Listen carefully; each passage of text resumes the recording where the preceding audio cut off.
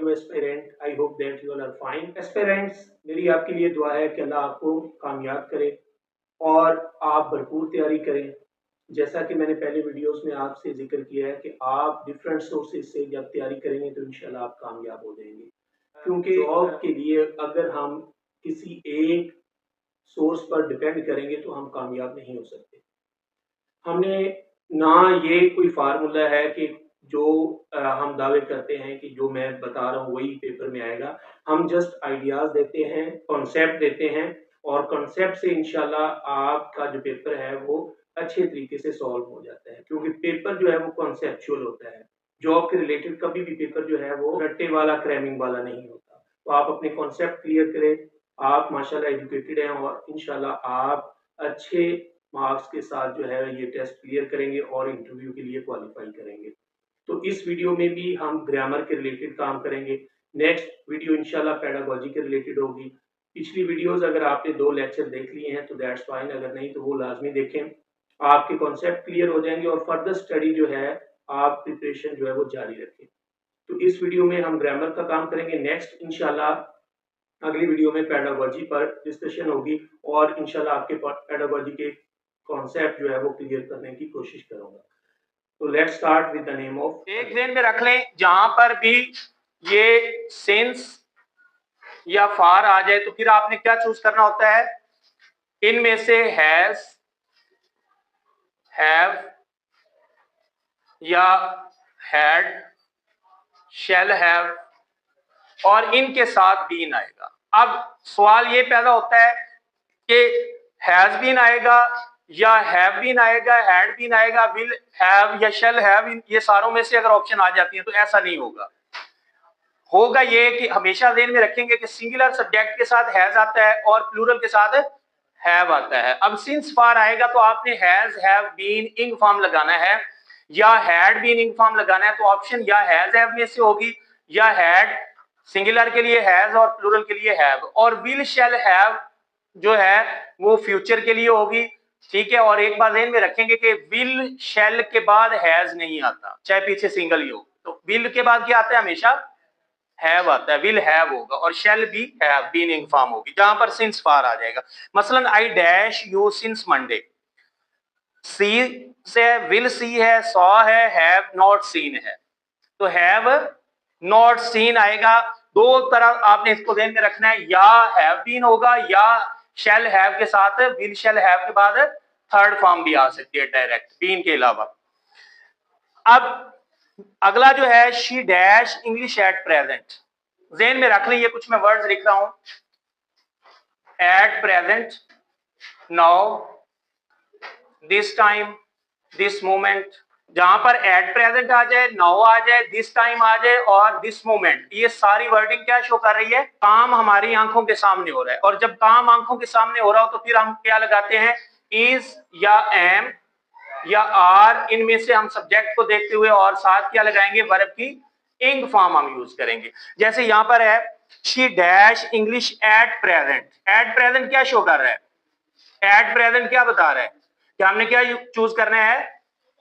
Is am are इंग form. ये आगे बार बार रिपीट होंगे, इसलिए आपने ये ध्यान में रखना है कि जब काम आंखों के सामने हो रहा हो, बाकी आपने ये नहीं देखना टेंस ये कौन सा होगा, सारी लग रहे होते हैं कि ये टेंस।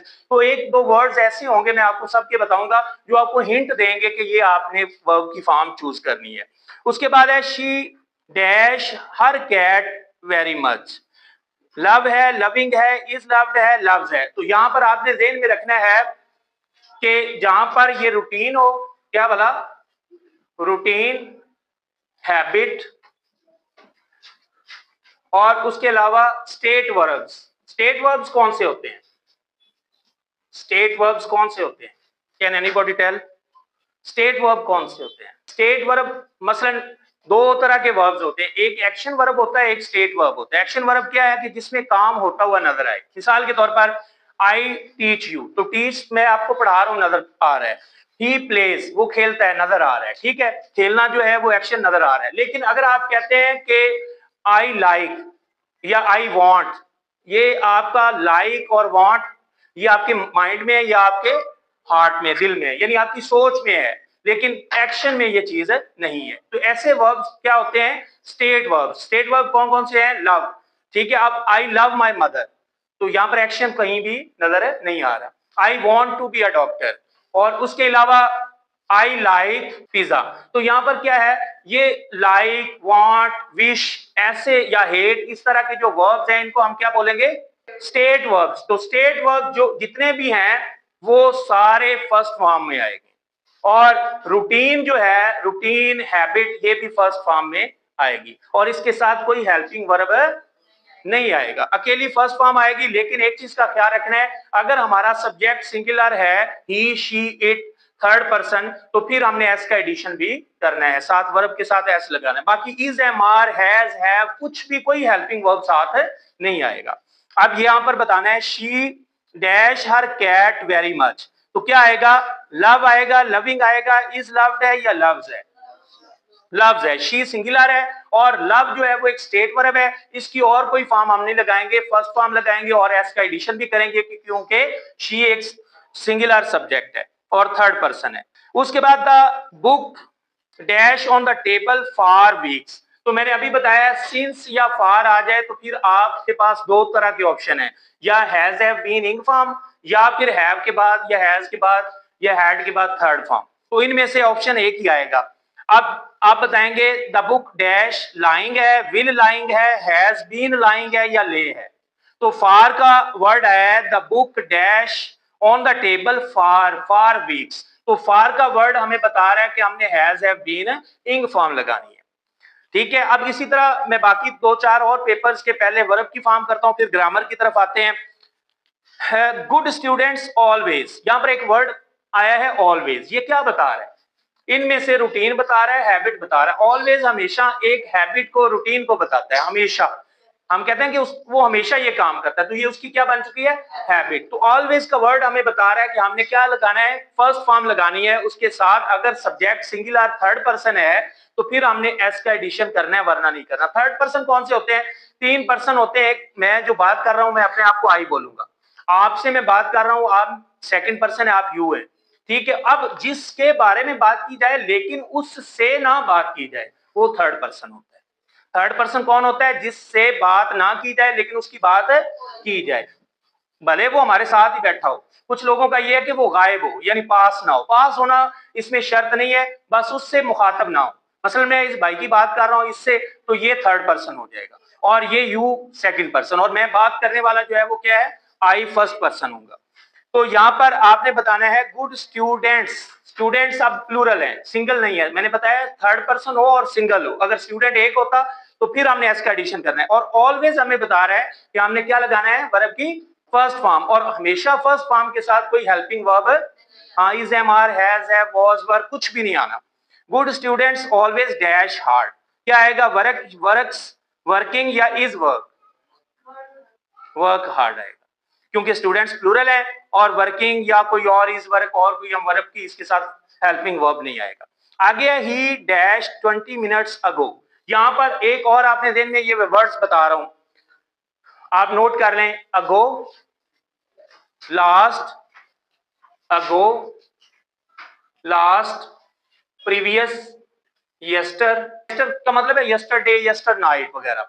लास्ट, प्रीवियस, अगो, ये जहां पर वर्ड्स आ जाएंगे तो आपने वर्ब की कौन सी फॉर्म यूज करनी है? सेकंड। और सेकंड फॉर्म के साथ भी फर्स्ट फॉर्म की तरह कोई हेल्पिंग वर्ब नहीं होगा, यानी आप सेकंड फॉर्म उसको बोलेंगे। अब यहां पर सवाल पैदा होता है कि प्ले, प्लेड, प्लेड, अब मैं प्लेड वर्ब जो बोलता हूं ये सेकंड फॉर्म है या थर्ड फॉर्म है? प्लेड, प्ले को मैं साइड पे रखता हूं, प्लेड जो है ये सेकंड फॉर्म है या थर्ड फॉर्म है? हम डिसाइड नहीं कर सकते। हम डिसाइड करेंगे जब ये सेंटेंस में यूज होगा। सेंटेंस में अगर इससे पहले कोई हेल्पिंग वर्ब है तो फिर ये थर्ड फॉर्म है, और अगर इससे पहले कोई हेल्पिंग वर्ब नहीं है तो फिर ये, क्योंकि सेकंड फॉर्म से पहले कोई हेल्पिंग वर्ब नहीं आता, फर्स्ट फॉर्म से पहले कोई हेल्पिंग वर्ब नहीं आता। ये दो आपने ध्यान में रखनी है। मसलन ही प्लेड, ही प्लेड। अब यहां पर मुझे बताएं कि प्लेड कौन सी वर्ब की फॉर्म है? ये सेकंड है, इसको थर्ड नहीं आप कह सकते क्योंकि इससे पहले कोई हेल्पिंग वर्ब नहीं लगा हुआ। अब यहां पर है ही डैश 20 मिनट्स अगो, अगो का वर्ड आया है, जब अगो का वर्ड आ जाए लास्ट, प्रीवियस या यस्टर वगैरह, तो हमने कौन सी वर्ब की फॉर्म यूज करनी है? सेकंड। शाबाश। तो अब बताएं, लीव है, लेफ्ट है, लिविंग है, लीव्स है, तो लीव की सेकंड फॉर्म होती है लेफ्ट, तो यहां पर हम लेफ्ट लगाएंगे क्योंकि अगो आगे हमने सेकंड फॉर्म यूज करनी है। Aslam dash for 3 hours, for आ जाए, सिंस आ जाए, तो हमने क्या यूज करना होता है? हैज, हैव या हैड या विल शैल हैव के साथ थर्ड फॉर्म या बीइंग फॉर्म। अब ऑप्शन आपने, मैं बताऊंगा, आपने बताना है। असलम हैव बीन स्विमिंग, अच्छा यहां पर हैव बीन स्विमिंग ठीक है, लेकिन असलम सिंगुलर है, उसके साथ हैव नहीं आएगा, ठीक है। अब नेक्स्ट ऑप्शन को देखते हैं, स्विमिंग अकेला है, ये भी नहीं होगा, हैज बीन स्विमिंग, तो यहां पर ये ऑप्शन ठीक है क्योंकि असलम सिंगुलर है, उसके साथ हैज आना है, और फार की वजह से हमने हैज, हैव या हैड या इसके जैसे जो वर्ब है उनके साथ बीन इंग फॉर्म यूज करनी है। तो क्या ऑप्शन ठीक होगा? Aslam has been swimming for 3 hours, they dash their work by tomorrow. ये ध्यान में रख लें, जब बाय आ जाए और इसके साथ फ्यूचर का कोई टाइम आए, बाय के बाद कोई टाइम आ जाए, मसलन by the next Monday, by the next March, by the next day, या by the next Eid, by the next June, ठीक है, बाय द नेक्स्ट समर। ये क्या है? बाय के साथ जब टाइम आ जाए, बड़ा आसान है इसका, वैसे ये बड़ा मुश्किल आपको लगेगा लेकिन है बड़ा आसान। बाय के साथ टाइम का कोई भी वर्ड आ जाए तो फिर आपने क्या यूज करना है? विल, शैल के साथ हैव और फिर थर्ड फॉर्म। ये रेन में रख लें, जहां पर बाय आ जाए तो आपने क्या लगाना है? बाय के साथ आगे शर्त क्या है? टाइम भी आए, विल, शैल प्लस हैव, और फिर क्या लगाना है? Third form. Will shall have third form कब लगाएंगे? बाय अकेला नहीं, साथ आगे टाइम भी आए। अब देखें जरा, दे dash their work by tomorrow, tomorrow आगे वक्त बताया जा रहा है, कल, तो बताएं जरा, इसमें ऑप्शन है कंप्लीट है, कंप्लीटेड है, हैड कंप्लीटेड है, विल हैव कंप्लीटेड है। हमें कैसे पता चला कि हमने विल हैव कंप्लीटेड? बाकी भी ऑप्शन ठीक ही लग रही हैं, तो हमें पता चला बाय और टाइम टुमारो है, तो ये हमें हिंट मिला है। मैं आपको हिंट बता रहा हूं जो आपको बताएंगे कि आपने ये वर्ब की फॉर्म चूज करनी है। अच्छा, उसके बाद है the bus dash before we stepped out, ये yet, already, before, yet, already, ये 3 वर्ड्स को आपने ध्यान में रखना है। ये 3 वर्ड जहां पर भी आ जाएं तो आपने ये भी साथ देखना है, इनके साथ हैव या हैज थर्ड फॉर्म आएगी, और एक पोर्शन में हो सकता है सेकंड फॉर्म हो। इसके इस सेंटेंस के 2 पोर्शन होंगे, एक पोर्शन में क्या होगा?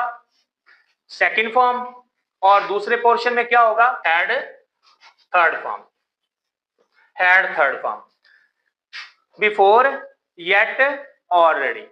अगर सेकंड फॉर्म ना लगी हो तो फिर आपने क्या करना है? Has have third form, has have third form.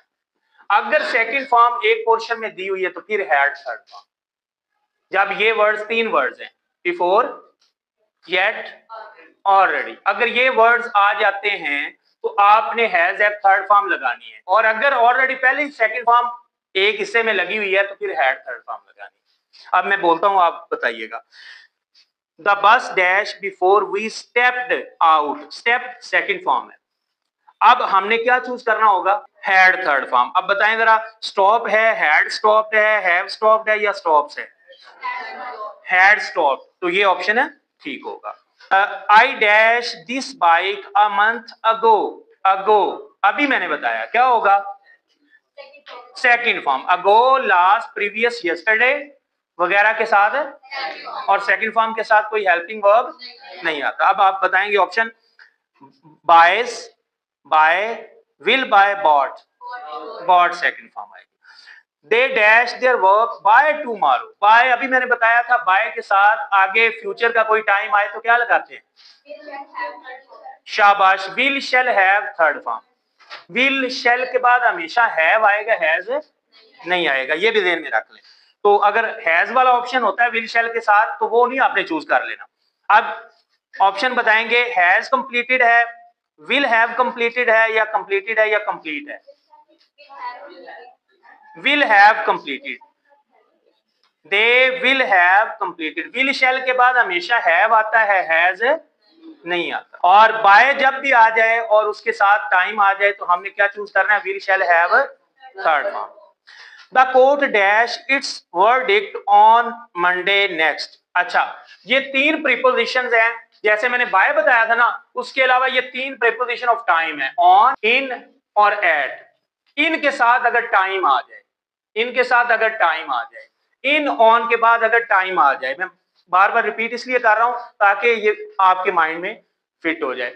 On, in, eight के बाद कोई भी फ्यूचर का टाइम आ जाए तो आपने विल, शैल, बी, इंग फॉर्म लगानी है। विल, शैल, विल या शैल, और इसके साथ आप क्या लगाएंगे, बी, और फिर इंग फॉर्म आएगी, यानी वर्ब की इंग फॉर्म आएगी। तो ये हम कब चूज करेंगे विल शैल बी इंग फॉर्म, जब ऑन, इन, एट और साथ फ्यूचर का कोई टाइम आ जाए। अब मैं ऑप्शन बोलता हूं, आपने बताना है। The court dash its verdict on Monday next. On, on preposition, ठीक है, और मंडे क्या है आगे, टाइम, मंडे नेक्स्ट। आप बताएं जरा, गिव्स है, गिविंग है, विल गिव है या गिव है, या will be giving, will be giving. और अगर विल बी वाला ऑप्शन ना हो तो फिर विल के साथ फर्स्ट फॉर्म आएगी। अगर विल बी वाला ऑप्शन ना हो तो फिर फर्स्ट फॉर्म आएगी। गुड स्टूडेंट्स ऑलवेज, ऑलवेज क्या बता रहा है, हैबिट, रूटीन, ठीक है, तो इसमें हम कौन सी वर्ब की फॉर्म यूज करेंगे, फर्स्ट, और उसके साथ कोई हेल्पिंग वर्ब नहीं आएगा। और अगर स्टूडेंट्स ज्यादा हैं तो एस का एडिशन नहीं होगा, अगर स्टूडेंट एक होता थर्ड पर्सन तो फिर हम एस का एडिशन भी करते। तो आप ये बताएं मुझे, good students always dash hard, work है, वर्क्स है, वर्कड है या वर्किंग, वर्क है। I had never seen before dash I to Murree. अच्छा, यहां पर मैंने जब बताया था कि जब बिफोर आ जाए, येट आ जाए, ऑलरेडी आ जाए, तो फिर क्या होता है, एक हिस्सा सेकंड फॉर्म में होता है और एक हिस्सा हैड प्लस थर्ड फॉर्म। एक हिस्सा हैड प्लस थर्ड फॉर्म में होगा और एक हिस्सा सेकंड फॉर्म। अब उनमें से एक मिस उसने करना है, चाहे वो सेकंड फॉर्म को मिस कर दे, चाहे वो हैड थर्ड फॉर्म को। थर्ड फॉर्म अकेली नहीं होती, मैंने कहा थर्ड फॉर्म के साथ हैज, हैव, हैड फैमिली से कुछ ना कुछ लगा होगा, और अगर नहीं लगा तो फिर वो सेकंड फॉर्म है। अब गौर कीजिएगा इस सेंटेंस पर, आई हैड नेवर सीन, हैड और सीन जो है, हैड सीन थर्ड फॉर्म है, तो इसका मतलब है हैड थर्ड फॉर्म लगी हुई है और दूसरे हिस्से में क्या आएगा, सेकंड फॉर्म आएगा। ये दो पार्ट होंगे सेंटेंस के जिसमें बिफोर आएगा, एक क्या है हैड थर्ड फॉर्म और एक सेकंड फॉर्म। अब हमने सेकंड फॉर्म चूज करनी क्योंकि हैड थर्ड फॉर्म लगी हुई है। I had never seen before I dash to Murree, go है, वेंट है, गोज है, वाज गोइंग, वेंट आएगा, go, went, gone, second form went है, हमने सेकंड फॉर्म यूज करनी है। She dash English quite well, ये क्या है, she dash English quite well, वो इंग्लिश बड़ा अच्छा, आगे स्पीक की ऑप्शन होगी, स्पीकिंग या स्पीक्स या स्पीक या स्पोक, तो क्या आना चाहिए, क्योंकि इंग्लिश बोलना ये उसकी हैबिट बन चुकी है। परमानेंट सिचुएशन हो, हैबिट हो, या कोई रूटीन वर्क बार बार हो रहा हो जो चेंज ना हो, तो वो क्या कहलाता है, प्रेजेंट सिंपल, यानी उसमें हम फर्स्ट फॉर्म यूज करेंगे। और ही शी इट हो तो एस का एडिशन भी करेंगे, तो ये क्या होगा, she dash English quite well, speak है, स्पीक्स है, इज स्पीक है, विल स्पोक है, स्पीक्स होगा, एस का एडिशन भी करेंगे। आगे, the packet dash there since morning, मैंने बताया सिंस आ जाए या फॉर आ जाए तो फिर हमने क्या करना है, हैज, हैव के साथ थर्ड फॉर्म भी आ सकती है, has, have, been, ing form भी आ सकती है। इनमें ऑप्शन एक वो देगा, ये नहीं कि दोनों ऑप्शन दे दे। अब मुझे आपने बताना है, the packet dash there since morning, has been lying, lie, had lying, was lying, has been lying, क्योंकि सिंस फॉर आ जाए तो हैज या have, been, ing form use करते हैं, या हैज, हैव के साथ थर्ड फॉर्म यूज करते हैं। तो यहां पर थर्ड फॉर्म वाला ऑप्शन ही नहीं था। He has been lying, ये क्या है, has been lying। नेक्स्ट है, he dash 20 minutes ago, ago, ago क्या बता रहा है, सेकंड फॉर्म, तो हम सेकंड फॉर्म यहां पर यूज करेंगे। he dash 20 minutes ago leaves है, shall leave है, have left है या left है, लेफ्ट अकेला, सेकंड फॉर्म से कोई आप पहले हेल्पिंग वर्ब नहीं लिखा। उसके बाद आई ऑलरेडी, मैंने बताया था ऑलरेडी का वर्ड आ जाए तो क्या लगाते हैं, ऑलरेडी, बिफोर, येट, ठीक है, और नेवर और एवर, इस तरह के वर्ड्स आ जाए तो हमने क्या लगाना है, has ever, has ever, third form. Second form नहीं आएगी, सेकंड फॉर्म तो अकेली आती है।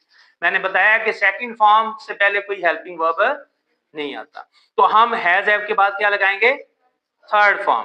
पोस्ट है, हैज पोस्टेड है, हैव पोस्टेड है, विल पोस्टिंग है, क्योंकि आई है तो आई के साथ हैव आएगा, हैज नहीं आएगा। आई हैव पोस्टेड, हैव के साथ थर्ड फॉर्म आएगी। ऑलरेडी का वर्ड हमें बता रहा है, she dash Europe since childhood. Since का वर्ड क्या बता रहा है, हमें क्या चूज करना है, सिंस का वर्ड क्या बता रहा है, हमने has have been ing form या हैज हैव थर्ड फॉर्म। अब इनमें से ऑप्शन एक ही होगी, विजिट्स है, विजिटेड है, हैड बीन विजिटिंग है, या हैज विजिटेड है, had been visiting. Had been visiting वाला ऑप्शन पहले आपने रखना है और हैज थर्ड फॉर्म आपने बाद में रखना है। अगर हैज बीन इंग फॉर्म लगा हुआ है तो फिर आपने ये लगाना है। आगे, the baby for milk now, now का वर्ड क्या बता रहा है, काम आंखों के सामने हो रहा है। अब का मतलब है कि हमारी आंखों के सामने हो रहा है, और जब काम आंखों के सामने हो रहा हो तो फिर हम क्या चूज करते हैं, मैंने अभी लिखा था, शाबाश, इज एम आर इंग फॉर्म, इज एम आर कब चूज करेंगे, जब काम हमारी आंखों के सामने हो रहा हो। काम आंखों के सामने होने वाले मैंने वर्ड्स कुछ बताए थे, कोई बता सकता है एक दो? हाँ, सिंपल सा है, जब हमने ये कह दिया कि काम आंखों के सामने, तो ये वर्ड्स हमें हिंट दे रहे हैं कि काम आंखों के सामने हो रहा है, और काम आंखों के सामने हो रहा है तो इज एम आर इंग फॉर्म हम यूज करेंगे। नेक्स्ट है, she dash her home task when the guests arrive. ये वर्ड ध्यान में रख लें, व्हेन या व्हाइल, ये दो वर्ड्स आपने ध्यान में रखने हैं, व्हेन या व्हाइल। अब इस ये जब यूज होंगे तो सेंटेंस के दो पार्ट होंगे। कितने पार्ट होंगे, दो पार्ट होंगे। एक पार्ट में सेकंड फॉर्म होगी, चाहे इधर हो या इधर हो, और दूसरे पार्ट में क्या होगा, जब व्हेन या व्हाइल आ जाए तो फिर एक हिस्से में मैंने बताया चाहे इधर क्या होगा, तो दूसरे हिस्से में वॉज वर इंग फॉर्म होगी, वॉज या वर। ये आपको पता ही है, वॉज सिंगुलर के साथ होता है और वर प्लूरल के साथ। सब्जेक्ट को आप देखिए, वॉज वर और इंग फॉर्म। अब या इधर भी हो सकती है, वॉज वर इंग फॉर्म। वॉज वर इंग फॉर्म कब यूज करेंगे, जब एक हिस्से में सेकंड फॉर्म लगी हो और साथ इनमें से कोई एक वर्ड हो, व्हेन या while. She dash her home task when the guests arrived. Arrived कौन सी फॉर्म है, सेकंड फॉर्म लगी हुई है, तो अब दूसरा ऑप्शन हमारे पास क्या है, अब हम वॉज वर इंग फॉर्म वाली ऑप्शन चूज कर लेंगे। और अगर वॉज वर इंग फॉर्म लगी होती तो हमने कौन सा ऑप्शन चूज करना था, सेकंड फॉर्म वाला। Is doing, had done, does, was doing, was doing. अब ये हो गया, she was doing her home task when the guests arrive. हमने वॉज डूइंग की ऑप्शन क्यों चूज की, क्योंकि हमें पता चला कि व्हेन लगा हुआ है और सेकंड एक हिस्से में सेकंड फॉर्म लगी। ये आपने ध्यान में बिठा लेना है कि जब व्हेन लगा हो और एक हिस्से में सेकंड फॉर्म लगी हो तो हमने वॉज वर इंग फॉर्म चूज करनी है, और अगर वॉज वर इंग फॉर्म लगा हुआ है और व्हेन लगा हुआ है तो फिर दूसरे हिस्से में सेकंड। ये मैं इसलिए बार बार आपको बता रहा हूं, आगे फिर ये आएंगे तो आपको ये ज़हन नशीन करवाने के लिए। आगे है, the earth dash around the sun. मैंने बताया था जो रूटीन होती है, जो हैबिट होती है, या जो साइंटिफिक लॉ होता है, यूनिवर्सल ट्रूथ होता है, जो जिसमें चेंजिंग नहीं होती, परमानेंट सिचुएशन जो होती है, वो हमेशा किस में आता है, फर्स्ट फॉर्म। और फर्स्ट फॉर्म में एक बात का ख्याल रखना होता है, अगर सब्जेक्ट सिंगुलर हो तो एस का इजाफा भी करना होता है। अब मुझे बताएं, the earth dash around the sun, ये क्या है, वैसे ये एक यूनिवर्सल ट्रूथ है, ये एक साइंटिफिक लॉ है, ये एक रूटीन भी है, ये एक हैबिट भी है अर्थ की। तो ये सारी चीजें इसमें पाई गई हैं। अब हम इसके साथ फर्स्ट फॉर्म लगाएंगे और अर्थ सिंगुलर है तो एस का एडिशन भी करेंगे। The earth dash around the sun, revolved है, रिवॉल्व्स है, रिवॉल्व है, रिवॉल्विंग, रिवॉल्व्स होगा। तो आपको अब फील होता होगा कि पहले से हमें पता चलना शुरू हो गया है, चीजें जो है वो रिपीट होंगी, बार बार रिपीट वही चीजें होंगी। She dash her examination by the next fall, bye the next fall. Fall कहते हैं किसको? ऑटम को, खजां को। अब ये एक मौसम आने वाला वक्त है, ठीक है। मैंने बताया था बाय हो और आगे टाइम हो तो क्या होता है? Plus third form. तो क्या होगा? She dash her examination by the next fall. Would taken है, विल हैव टेकन है या will taking? Will have taken. अभी आपने डिसाइड किया है। उसके बाद ही डैश द ट्रूथ। स्पीक है, हैव स्पोकन है, स्पीकिंग है, स्पीक्स है। अब ये क्या है? उसकी आदत बन चुकी है, हैबिट बन चुकी है। चाहे वो झूठ बोलता है या सच बोलना, ये एक आदत बन जाती है। स्पीक्स है क्योंकि ही जो है वो सिंगुलर सब्जेक्ट है, इसके एडिशन भी हम करेंगे। नेक्स्ट है she dash to school an hour ago. Ago second form. Ago आ जाए, लास्ट आ जाए, प्रीवियस आ जाए। मैंने आपको फार्मूला बताया है, ना कि रट्टा वाला चक्कर नहीं है। आप फौरन खुद से डिसाइड कर लेंगे कि कौन सी वर्ब की फॉर्म आपने चूज करनी है। तो अगो आ जाए, हमने कौन सी वर्ब की फॉर्म चूज करनी है? सेकंड फॉर्म, शाबाश। उसके बाद after you dash I went to sleep.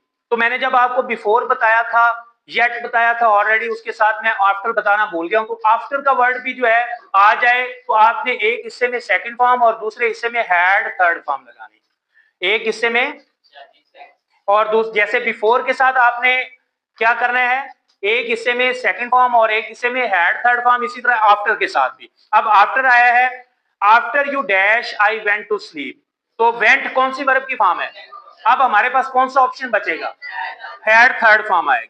Had left है, लीव है, आर लिविंग है या लीव्स है? हैड लेफ्ट है। और अगर व्हेन आ जाए, वाइल आ जाए और साथ सेकंड फॉर्म आ जाए तो फिर इंग फॉर्म आएगा।